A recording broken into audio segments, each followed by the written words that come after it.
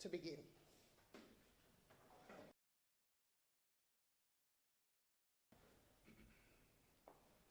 Good morning. Since 2016, the Safety and Security in Schools unit of the Ministry of Education, Skills, Youth and Information has been tasked with the responsibility of coordinating a rural transportation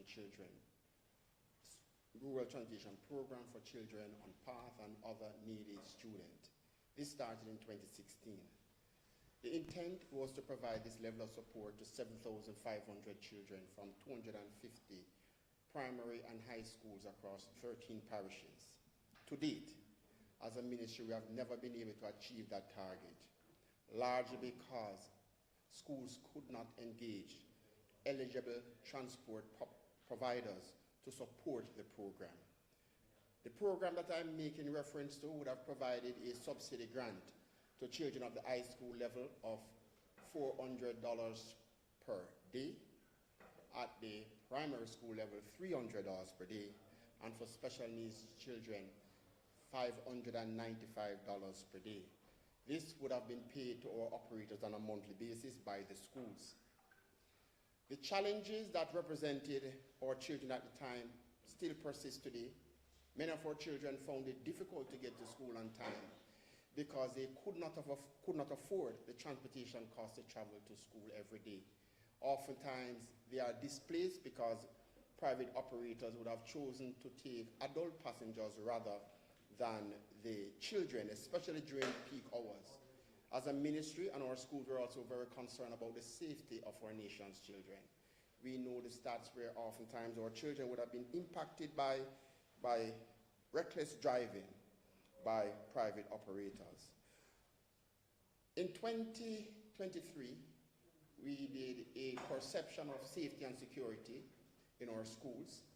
Over 9,750 children participated from 331 schools. One of the critical findings is that children felt least safe and secure commuting to and from school.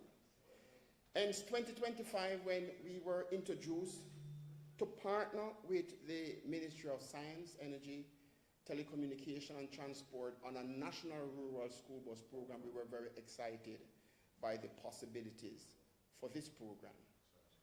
The intention is that 100 buses will be procured to support this initiative on a phased basis. So in the first year, 100 units, 60 to commence operation in September, and 40 January of next year. As a ministry, we have been very involved in the process of coordination, and I can report that since June, we had 7 virtual sensitization sessions with key stakeholder groups, 258 schools. And the stakeholders from these 258 schools would have recommended 100 major corridors to be impacted by the program. Major corridors because these were major spaces, major areas where a significant number of students will travel on to get to and from schools. How did we identify the 258 schools? We identified all high schools in rural parishes first, and then we looked at the primary schools within that geographical space where the high schools would have been impacted by the program directly. The program is on a daily basis, so 2 in the morning, 2 in the afternoon. The program is also committed to provide transportation service for shift schools. So there's going to be a 3rd round trip to accommodate that transition for morning and afternoon shift. We strongly believe that this program is a game changer for our education system and our nation's children. Oftentimes they come to school exhausted because of the time they have to wake up to get to school. Oftentimes they miss critical early sessions because of the time they get to school.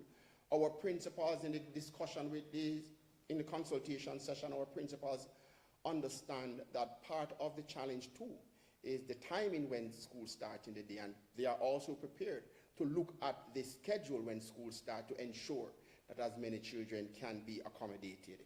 Beyond the 7 virtual sessions, and these were critical sessions with stakeholders within school, The Ministry of Education, Skills, Youth and Information is also committed to partner with MSET for another series of virtual consultation sessions. As a matter of fact, in July, I think the 15th, the week of the 15th, we're going to be meeting with members of parliament and councillors by county, so that we are presenting what is, for up to this stage, a finalized list that would have been guided by the assessment carried out by JUTC on the targeted route, with the intention of allowing our members of parliament and councillors to have an input in the process thus far. Once we are past that stage, we will convene another virtual session with our stakeholders to present that finalized list of 100 schools, 100 routes. We are also committed to meet with our private operators who would have been engaged under the ministry's rural school bus program. And we really want to thank them for their effort.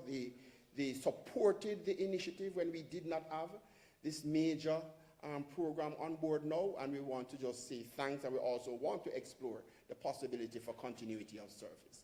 And finally, another session we would want to convene is going to be with the parents of the children who will be directly impacted by the service. Our parents need to understand that they too have a responsibility. Children need to come out on time to catch the bus to get to school. Children's behavior needs to be monitored on these units while they are traversing. So we want to make sure that our parents understand the implication of this program and the responsibility of our students to ensure that they are complying with the established standards of the program. So these are some of our thoughts. We're closing 28,000 children from our 258 primary and high schools will be impacted by this initiative, and we can't wait for Monday morning to see what is unfolding.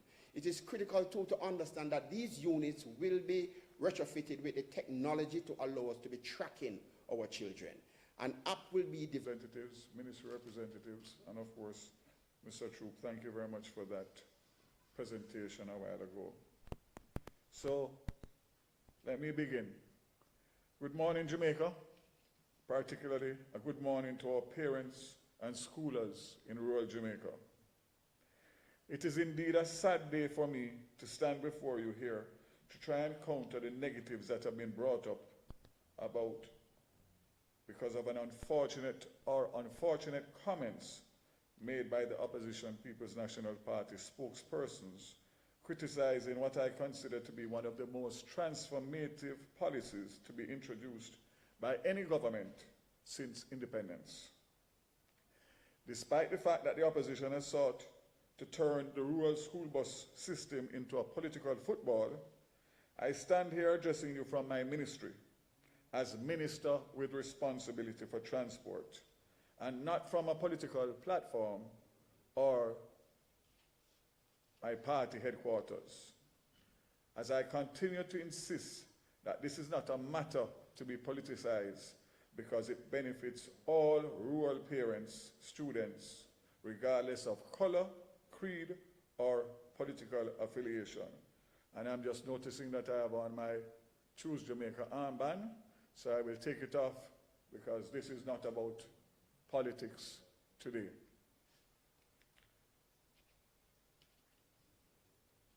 It is indeed unfortunate that in 2025, our level of political maturity in and out of election season is not where it should be, where we are all able to collaborate and agree to disagree in a civil manner, while always looking out for those who we serve or who we want to serve, and that is the people of Jamaica. Before responding to the opposition's unfortunate and disingenuous comments in the public domain about the rural school bus system, I will proceed to give a general update to reiterate where we are with the implementation of this transformative policy. Again, the system is aimed at addressing the significant inconvenience and danger faced by our children when they travel to and from school, and will also help to address high transportation costs faced by parents, in many times causing them to have to decide which child they send to school on a particular day Ultimately, the rural school bus system will also assist in reducing the number of times students are absent from school and seeks to improve students' academic performance. 100 safe, secure, and fit-for-purpose buses have been purchased as part of the planned rollout. It's actually 110. 100 will go into the system and 10 will be held back for contingency in order to make sure that we have buses to replace existing buses for whatever reason. I wish to reiterate that the plans for the rollout of the school bus system remain firmly on track for September morning 2025. 26 buses are in Jamaica. 14 additional buses arrived on Saturday of last week. 4 more are en route to Jamaica, and 18 more will be delivered on July 14th, and 28 each will be delivered on the 22nd of July and the 30th and the 29th of July. So, in essence, all 110 school buses will be here by the end of July. Among the batch of buses will be 47 small units, 32-seater, with engines designed to navigate remote areas, 38 mid-sized buses, which have 54 seats, and 25 buses designed to seat 72 people each. So the configuration is 3 different types of buses, obviously because of the assessment of the terrain that we will be traversing. As it pertains to the rural transportation system, I gave a commitment that I will also reiterate. The current activity represents phase 1 of the system. We intend within 2 years to import an additional 200 to 300 buses to serve the additional 625 schools with a student population of over 300,000. It is in the intention of the government to actively pursue the possibility of the introduction of not only refurbished buses, but also new buses, as we are doing for the JUTC. This government and this minister will deliver on his commitment to put in place a safe, affordable, and convenient system which provides quality service to our children and reduces cost to parents. Let me now deal with the criticism, if you want to call it that, from those members of the opposition. The ministry has taken note of the criticisms in the public domain coming from the ranks of the opposition regarding the plans being pursued to deliver a rural school bus system for Jamaica. The buses have been dubbed old by the opposition, who have also alleged that the buses are being brought in to kill off Jamaican picnic. Let me state categorically that July 5th and 6th, 2025 are among the saddest and darkest days in our history based on these wicked, evil statements made particularly by Mark Rowling and Peter Bunting, along with others in their party. It is simply bad mind on steroids. I wish to categorically reject these allegations as false, reckless, and a desperate attempt to use our children to attain power at any and all costs. This must never be forgotten, and they must be judged and rejected out of hand for these wicked and evil thoughts. And a simple press release, which was sent out a few minutes ago ahead of my press conference, will not take them off the hook for this. Concerning the ages of the buses purchased, as we move to roll out the school bus system, let me lay out some facts. I'm advised that the average age of registered motor cars currently in the public transport system in Jamaica is an average of 14 years old. Prior to the recent purchases, the average age of JUTC buses in the fleet was 14 years old. I'm further advised that currently the average age of registered buses in the wider public transport system is 18 years old. And these figures are coming from the ITA and the Transport Authority. So these are legitimate figures and not something that I am just picking out of a hat. The average age of buses being purchased under the Rural Transportation Bus Initiative is 10 years old. Some are below 10 years old, as low as 8 years old. The opposition has described the buses being purchased as old, but suggested that they would pay transport operators, including bus operators, and who they described as a little man with Probox or AR wagon. I assume that he means AD wagon to transport our children. Well, the fact is, the average age of buses and cars in the public transportation system currently is between 14 and 18 years old. It's way above the average age of the buses which are being brought in as part of the rollout of the National Rural School Bus. Furthermore, the buses under the Rural School Bus system generally have way less mileage and a better maintenance history compared to what exists in the wider registered public transportation system. The average mileage on the buses being brought in is approximately 135,000 miles, with some having as low as 70,000 miles. The comments from the opposition and the data I have outlined confirms that the opposition objection to the rural school bus system is not based on principle. What is very clear in my mind, and should be to all Jamaica, is that the People's National Party will once again discontinue the rural school bus system if given the opportunity by the people of Jamaica. Their comments represent another sign of their vulgar, opportunistic, and unhelpful habit of seeking to tear down any plan put forward by government to respond to the challenges being faced by the Jamaican people. The data I just outlined also confirms that the opposition description of buses being purchased under the rural school bus system as old buses unworthy of transporting our children is unprincipled, dishonest, and should be firmly rejected. In light of the untruthful and very unfortunate comments made by the opposition, we seek to raise doubt about the safety of the buses purchased under the rural school bus transportation system. I will now address that issue. The suggestion that discarded previously immobile buses were purchased are false. The buses purchased have at least 80% of their mechanical life left and are fully functional, which you will see after this press conference. The question is being asked, why the USA system, transport system? Preference for the purchase of the American school buses is not arbitrary. They are widely considered the gold standard in transportation of children globally. This is because the buses in the American system have a robust combination of safety, reliability, advanced technology, and an attractive total cost of ownership.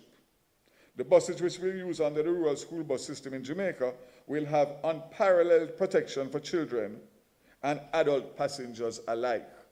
Additionally, it is important to note that the rural school bus program has a dedicated JUTC team that inspects the school buses purchased from America to ensure their safety, reliability, comfort, and annual maintenance cost. So let me just make that clear.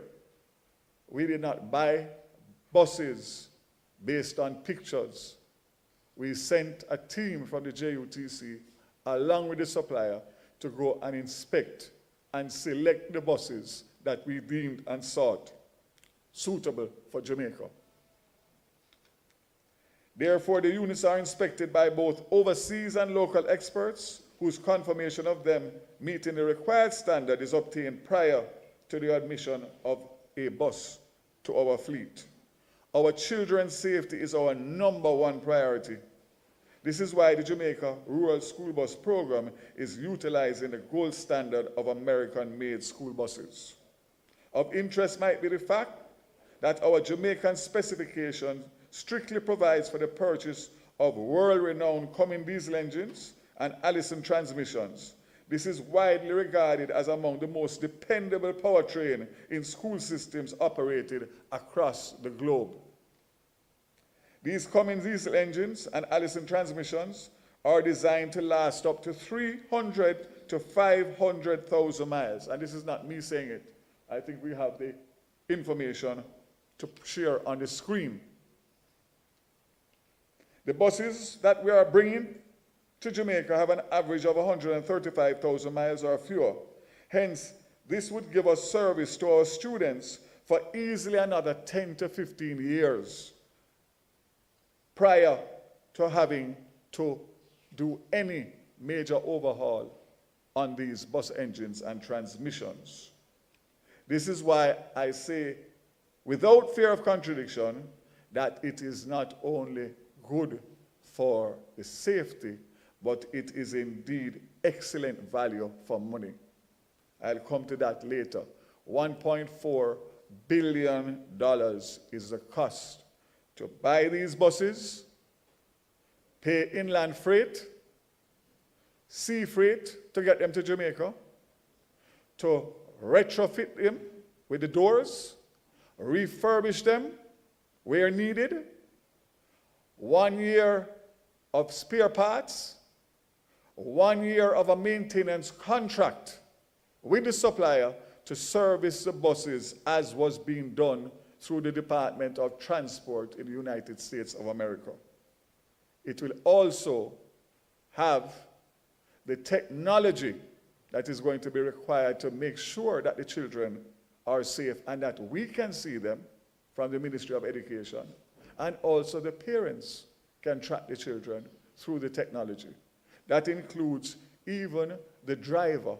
There is a specific camera that is focused on the driver to make sure that he is conducting himself in a way that is suitable to transport children, along with a cashless fare system where the students will swipe a card on entry and swipe a card on exit, allowing for the schools to know which children are on which bus and parents to also know which children or which of their children is on which bus.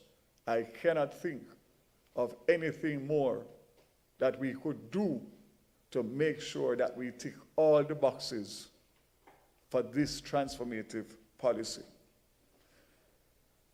When you compare that, coincidentally, the cost that I just outlined to you of $1.4 billion is the cost for what the opposition is proposing to give $2,500 per family to 20,000 families per year, comes out at exactly the same cost.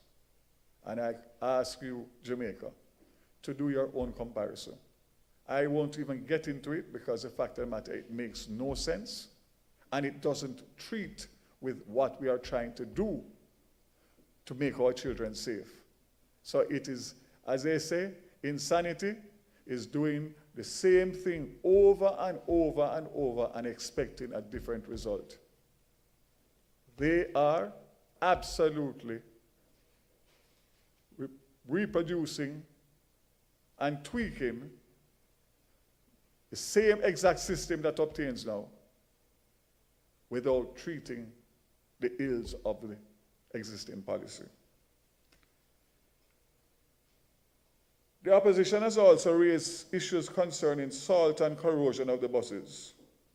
The buses are rigorously inspected for defects prior to being approved, and no unit with a defect is approved for importation to Jamaica.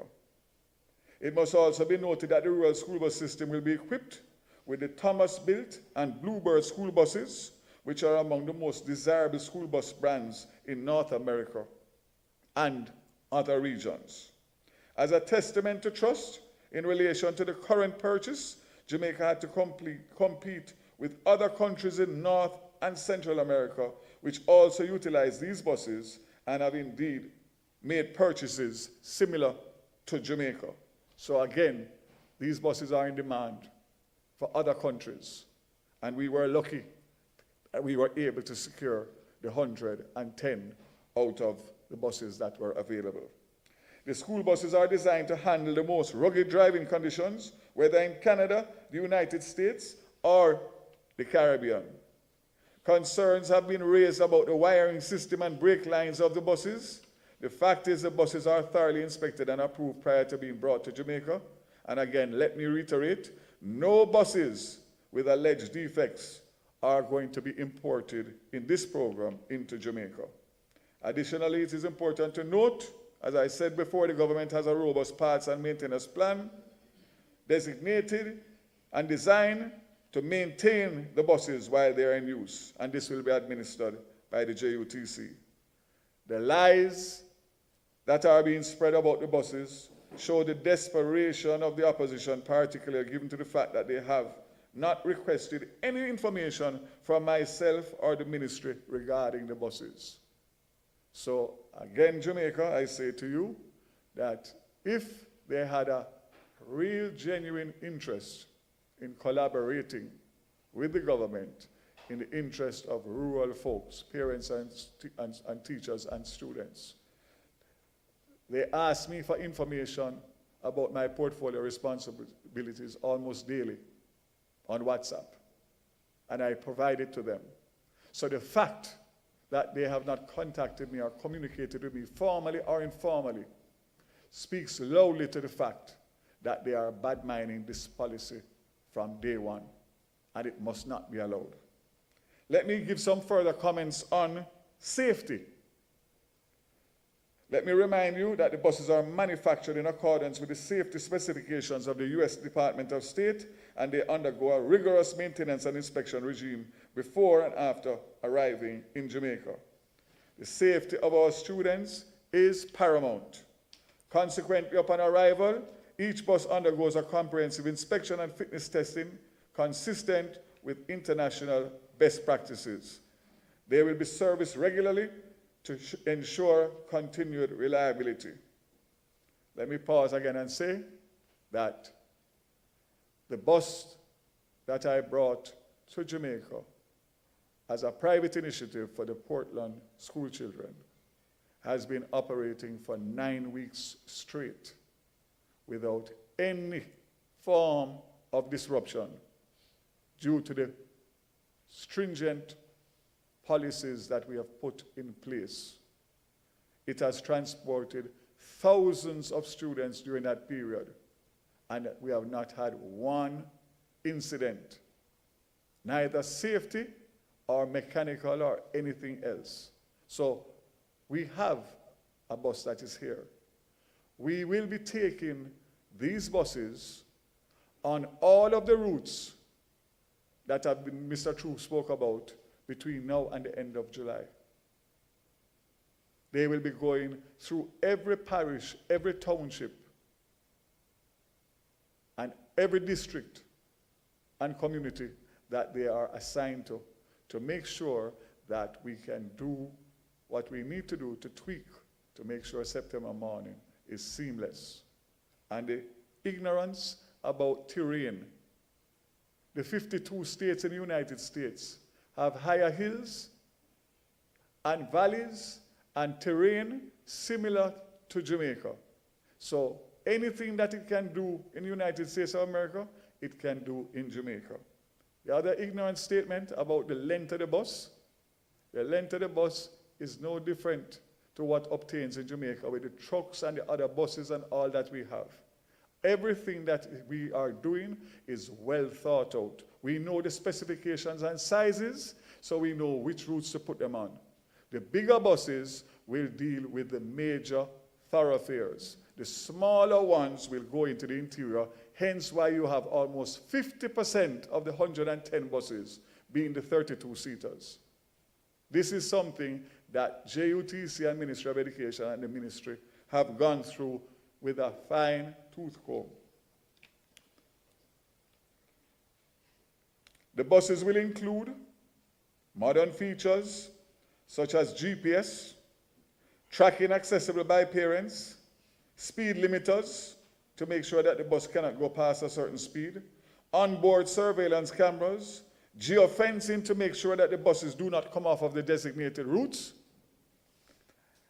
and a cashless payment system, which I spoke about, all designed to enhance security and convenience for both students and parents in rural Jamaica. The rural school bus will not only be affordable, but will provide safety and security for our nation's children. I've already indicated that the cost per trip is 50 Jamaican dollars per child per trip, 100 Jamaican dollars per child per day for the school bus service. Currently, it is anywhere between $300 and $600 per day per child. So one household who has 3 to 6 children, who is unable to send all of them to school because of financial constraints, will be able to spend $100 per day for each of those students, for those kids, and be able to send them to school. Unlike the opposition's so-called RIDE program, which was introduced or tried to be introduced, the rural school bus system has safety and security and convenience as its priority. The current transportation system as it relates to school children is unfair and inequitable. And currently, adults pay higher fares than schoolers in the public transportation system, which is specified in their licenses. However, the reality is that it is not equitable, because obviously they are going to lean towards carrying the higher fare at the risk of disadvantaging the school children. So that is simply the reason why the call and the cry every morning is no schoolers. The government is mindful of this to the public transport operators. We are partnering with them to allow for them to be able to earn maximum. The opposition is trying to put a divide between the transport operators and the government. It's nonsensical, because the fact of the matter is that you have not heard one cry from any public passenger association or even the operators themselves, because they live it, they know it. And the fact is, if I can take off 28,000 students off of their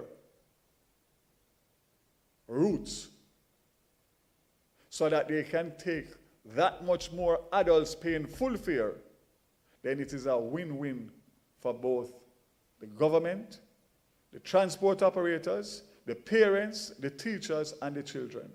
So once again, it is absolute rubbish that they are speaking.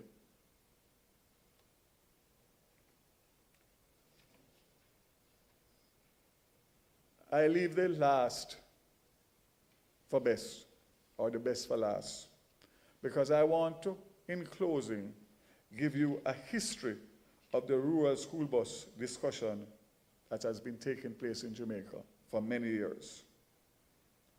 And to start, I categorically state that the People's National Party has a history of shutting down efforts to implement a rural transportation system. Prior to the meeting office in 2011, the Bruce Golding administration, through Minister Mike Henry, placed an order for 230 buses to implement a rural school bus system. The delivery was spread over 4 years, beginning with a batch of 65 buses in April 2012. Following the general elections in 2011, the PNP assumed office and canceled the arrangement in place for the 230 buses. Facts. The JUTC had 20 buses operating a pilot of the rural school bus system. The PNP administration shut this program down also in February 2013. Discontinued moves to import the first batch of 65 buses into Jamaica. These buses were to be part of the rural school bus system. The move by the PNP to dismantle plans for a rural school bus system spawned the headlines. PNP slammed the proverbial brakes on rural school bus system. I hope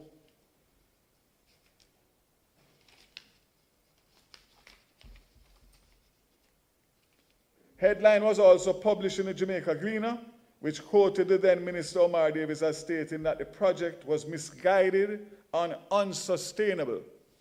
7 months later, in September 2013, 4 Homewood students died and another 22 students were injured in a crash, which the then administration blamed on reckless transport operators. According to statistics from the Jamaica Constabulary Force, between 2012 and this year, 68 children have died due to crashes on the nation's road. During the same time period, 726 children have been injured. Many of the crashes have been attributed to reckless driving. We cannot allow history to keep repeating itself. I urge all well-thinking Jamaicans not to allow the opposition to again derail a well-thought-out program which is intended to bring safety, security, and convenience to our children and reduce cost and peace of mind of our Jamaican families. I have just received a copy of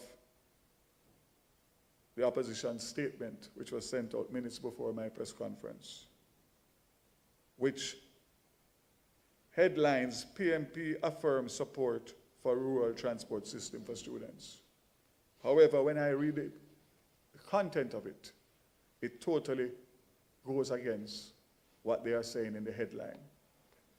This is not even worth the paper that it is written on, because all that they are doing is try to salvage themselves from their reckless, wicked, and evil wishes and statements over the last few days. I want to say before closing that in this, they have raised the issue that these buses were retired from service in their country of origin because they have aged out of the system and not considered safe and reliable for school children. Here are the facts. The American market benefits from a continuous refresh cycle driven by American federal mandates and initiatives, backed by significant funding like the $5 billion US dollars allocated over the last 5 years between 22 and 26 through the bipartisan infrastructure law, which encourages the U.S. school districts to regularly update their fleets. This consistent turnover, while aimed at modernizing domestic transportation, inadvertently ensures a steady and high-quality supply of used school buses entering the secondary and private markets, making them attractive assets for international buyers such as Canada and Jamaica. So again, reiterating that the buses have a lot of life left in them, and not only that, we have the programs to maintain them, similar to what has happened previously when they were being used in the US system. We are adopting that, and I give you my assurance as minister and the administration that I serve that we would never do anything or take any shortcut that would put the children safety and security at risk. You have my word on that. So let me close that the government of Prime Minister Andrew Holness and this Minister of Transport recognizes the fulsome, widespread support being given to this transformative policy and will not be distracted by voices of a few despots seeking power at all costs. We will press ahead with the delivery of a safe, secure, and affordable rural transport system for the rural people of Jamaica while continuing to strengthen the bus system in the Kingston Metropolitan Transport Region. I invite the press to ask questions, and then we will go now to the front of the building to actually examine 2 of the buses and the features that they have so that the media will be able to give an independent assessment of what they have seen and the questions that they have gotten answered. I want to say in closing, despite the unfortunate weekend that we had, God bless Jamaica. God bless the people of Jamaica. This minister and this government will continue to work in the best interest of the people of Jamaica. God bless you.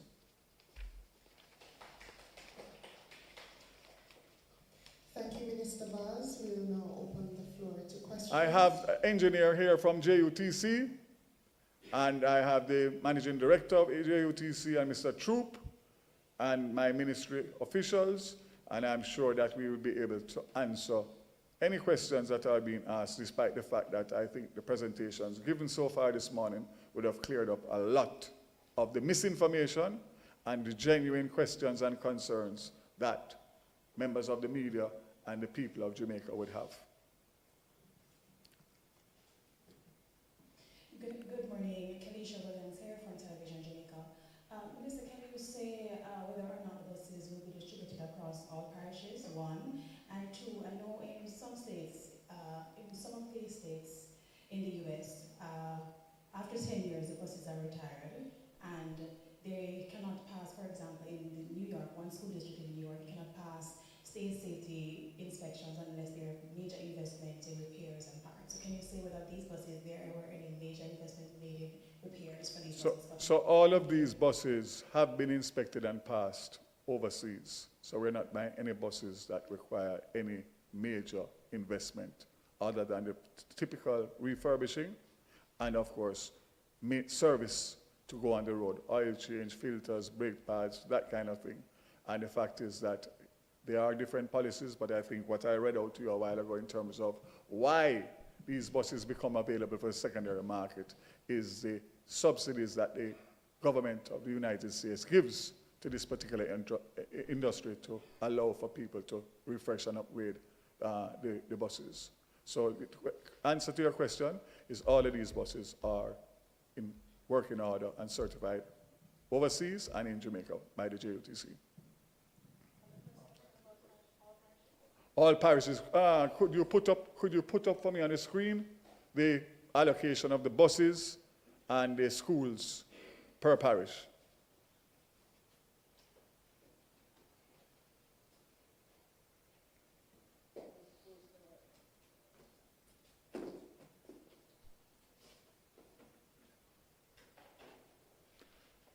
Questions?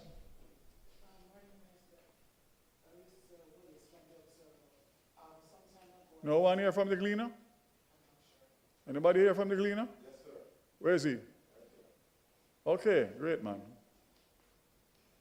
I've seen advertisements inviting individuals to make applications for the post of driving these buses. Can you say what the process has been so far in terms of the applications received and the next? So I'll ask Mr. Ellington to address that. But I can say that part of the process is to get the drivers from the particular parishes. That's the easiest way to have a seeming and functional access to the buses. On top of which, the drivers will have to go through background checks by the police to make sure that they have a clean police record, and they will be trained specifically on these buses on the routes that they are going to be traversing. So, very good question. And the fact of the matter is I'll ask Mr. Ellington to just indicate what has been the response and, of course, what is the next steps in terms of getting the training completed. And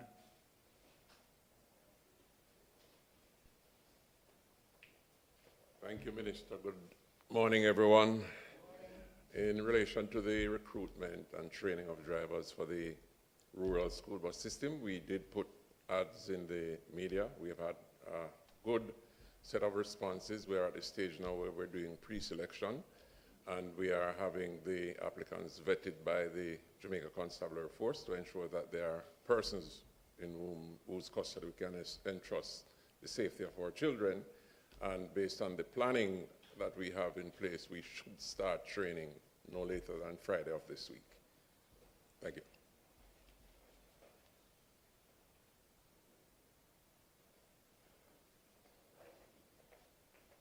Thank you very much, Mr. Ellington. And for those who might not remember, his new position is Managing Director of the JUTC, but he was also former Commissioner of Police. Yes, Mr. Mahir. Turn on the microphone.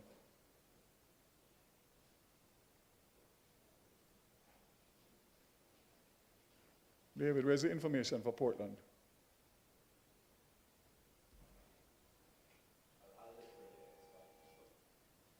So one of the criticisms from the opposition is that they want to put that money in terms of their transport plan in the pockets of the taxi drivers and the bus drivers.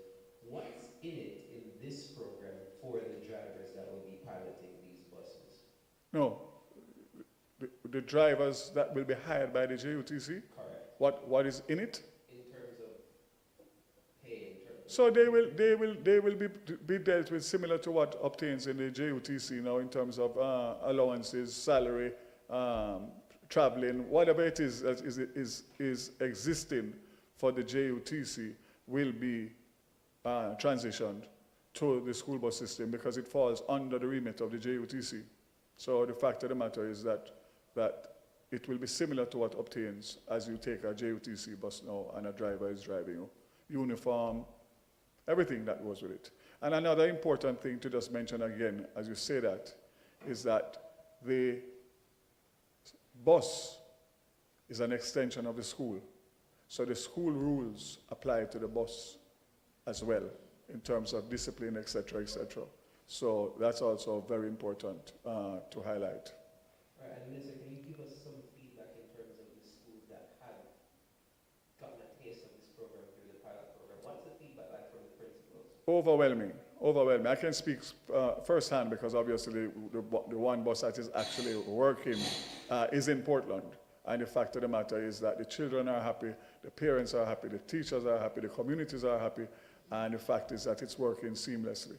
So in essence, the policy is driven by the ministry, the operations are driven by the JUTC, and of course, the selection of schools and all of the interactions with the schools and the regions is handled through the Ministry of Education. So we have a working team, and everybody has their own specific responsibilities. So the selection of the schools and the routes and all of that would be done by the Ministry of Education solely. Morning, Minister. Hal Sheinberg, Radio Jamaica News. Two questions. In terms of the orientation of the bus, questions were raised about the driver being on the left-hand side, what's being done to deal with that situation, as well as how does it fit within the policy of the government and the state-run bus company to move away from ICE to, natural gas and all that sort of thing. How does that fit? So we have treated this situation as a national emergency. I couldn't make another September morning go without having some school buses in the system. That's a commitment I made in 2023 when I became Transport Minister. So the selection of these buses are based on the timelines that we needed to meet and to make sure that what we got was in line with international standards. The policy remains that we want to move away from diesel to CNG. The last set of buses are CNG. Now that we have gotten these 110 buses into the system, we have time to plan and prepare and to do our research, wider research, as to where can we get buses that meet our policy requirements going forward. And that is a commitment that I give to the people of Jamaica, that we are going to look at all the jurisdictions, look at obtains, look what is being used, and see what we can find to fit for the second phase and third phase, which is the additional buses that are going to be needed for the school bus. So I rule out nothing. I rule out nothing at this point. What I can say, and I have no apology for, is that what we are introducing in September was a national emergency that could not take any more time. So it may not be the ideal, but it meets and ticks off all the boxes, and now the team will continue to look as to what happens for the next round of school buses. That's a commitment. In terms of driver orientation and access? Yeah, so left-hand drive is not ideal. We're moving the doors, obviously, as indicated, because obviously the doors are on the wrong side. We did that for the bus in Portland. The driver in Portland has been trained. No major issue in terms of any issues in relation to the bus and the left-hand drive. As a matter of fact, as I said before, the buses will have on governors for speed, and basically we just have to hope and pray that we can continue with a safe and secure school bus system, because obviously there are other elements that we have no control over. Yes, the school bus or any vehicle for that matter doesn't necessarily have to be the driver's fault of the bus. It can be other drivers, and it ends up in a situation that is not good as it relates to accidents, etc. So what I would want to do is to put some positive energy in the air rather than the negative energy that is surrounding this school bus system as of right now. What we need is every well-thinking Jamaican to just pray and hope that we can meet and do what we have committed to do in a safe and timely manner. Minister, we have two questions from our online viewers. The first, the timing of the buses coincides with an election. Are you only now concerned about this as a rural MP? I'm glad that that politician raised that question. Can you please put up my article in 2014 when I was an opposition spokesperson, where I raised the issue of rural school buses as a rural MP? It is in the press kits, I know, but I want to answer it and answer it clearly. You have a copy of one in the press kit? Bring it for me, please.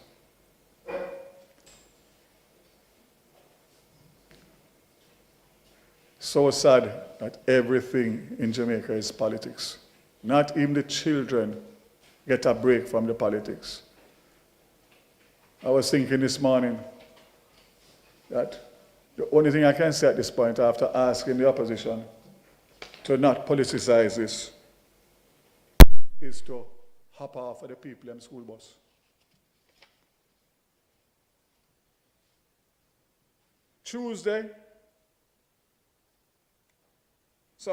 Sunday, August 31st, 2014. Driving rural commuters over a cliff. 2014.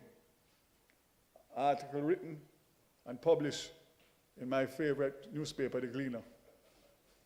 2014. Okay? So that finishes the argument. This is something that I made a commitment from when I became Minister of Transport, and I have delivered it in less than 2 years as being Transport Minister. Something that I will be forever proud of and will be my legacy when I go off into the sunset.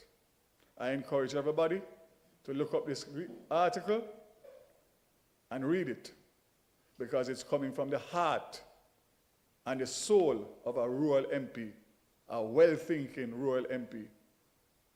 And I cannot believe, to be honest with you, that some of the rural MPs that I hear, who represent the same people that I represent in Portland, can be speaking, knowing the facts, knowing and living it with their constituents, and for political power are prepared to prostitute themselves. Sickening. The second question, Minister, is a two-part. Bring some water for me, make me cool off here. This thing really get me, trust me, get me miserable, man. Despite comments that these buses will kill the children, some schools like Monroe and Hampton have already used these buses. Did you factor that in? And also, will teachers and school workers be allowed on the buses? So that is a decision the Ministry of Education is going to have to take. What is definitive is that these school buses are going to need monitoring by wardens or whoever.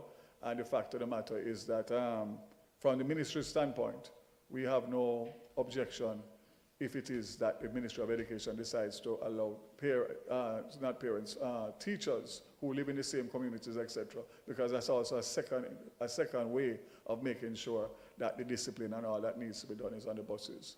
And you said about the buses, they are private operators who operate buses through the Ministry of Education, and I have told Mr. Troop, let us sit with them. As a matter of fact, I have a meeting today with one of the major ones to find out a way to make sure that they are aware of our plans and how they can be fitted in relation to the routes that they may be existingly doing now, and routes that will not be served in this phase, whether or not we can move them out into that. But it's not the intention of the government or this minister or this ministry to disadvantage any existing operator for the offering services, private services to school children.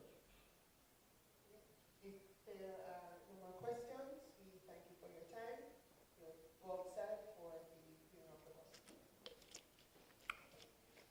Thank you very much again for all you attending, and we look forward to going out and seeing the bus and taking a drive.